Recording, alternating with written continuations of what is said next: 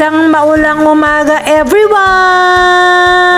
Ulan lang yan, tayo pa ba? Siyempre, kahit ganyan ang panahon, guys, wag nating kakalimutang palagi magpasalamat sa Panginoon. Dahil sa paggising mo sa bawat araw, isa po yung magandang regalo galing sa ating Panginoon. Kaya wag susuko, laban lang! Heto nga guys, no, ang unang goal sa umaga, bumili ng mga babaunin ng aking bunso. Sunod naman guys, dahil wala pa kaming ulam at dahil umuulan, napagpasyahan namin kami ay magugulat. Kaya eto nga guys, bibili tayo ng munggo at sasamahan na rin natin ng piritong bangus. Eto nga guys, bumili tayo ng 1 kilo para maisasahog na rin natin ng nanay at tatay. At dahil nga nauna ang isda, kaya heto, isusunod natin yung munggo pati na yung sangkap. Next on the list nga guys, hindi natin makakalimutan yung pang-almusal. Bumili lang tayo ng sumansaliha dyan. Tapos tara na, uuwi na nga tayo. Syempre guys, hinahanap ko lang naman dyan yung aming kotchikel. At nung makita ko nga guys, makaka-relax na tayo ng kaunti. Pag uwi sa bahay guys, ang una kong inasikaso ay ang pangunguha ng saluyot at dahon ng ampalayang ligaw. Pati na rin ang bunga nito guys, kasi sayang at masarap to sa gulay na munggo. Sa dami ng ampalayang ligaw dyan sa amin guys, kaya ito pinaglanan ko ng panahon para makakuha tayo ng maraming bunga niyan. Kasarap niyan. At eto nga rin guys, hindi rin natin nakalimutang bigyan ng sumansaliya ang nanay para makapag-almusal. After nyan, inasikaso ko na yung mga binili natin sa Emerald. Tingnan nyo naman guys, ang dami nating nakuha ng palayang ligaw. Siyempre guys, ang sinunod kong asikasuhin ay itong paglalaga ng munggo. Need na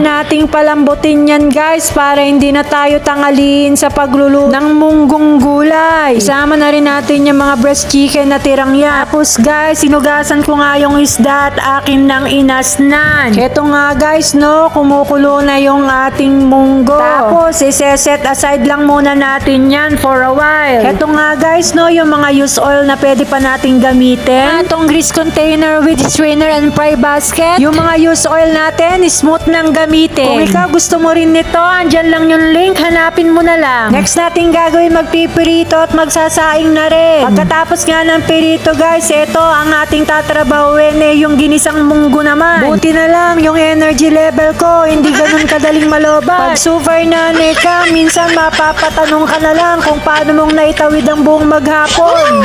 Thanks God talaga. Tapos, sunod nito, magigisa na tayo guys. Sibuyas, bawang, kamatis. Isasahog na rin natin yung breast chicken dyan. Pagkatapos, susunod na rin natin yung bagoong dyan. Pagkatapos magisa yung bagong, ilalagay na rin natin yung pinakuluang munggo dyan at hahayaan na lang natin kumulo. Then, ilalagay natin yung patola at saka yung bunga ng ampalayang ligaw. Pagkatapos kumulo, yun namang daon ng ampalaya at saka yung saluyot. Syempre guys, kapag may konting biyaya, wag natin kalimutang mag-share. Nakita nyo naman guys, si nanay kumakain niya. At eto, bibigyan ko naman sila sangko. So yun lang guys, no. Maraming salamat sa pagsama nyo sa akin. Yun lang muna. Bye-bye!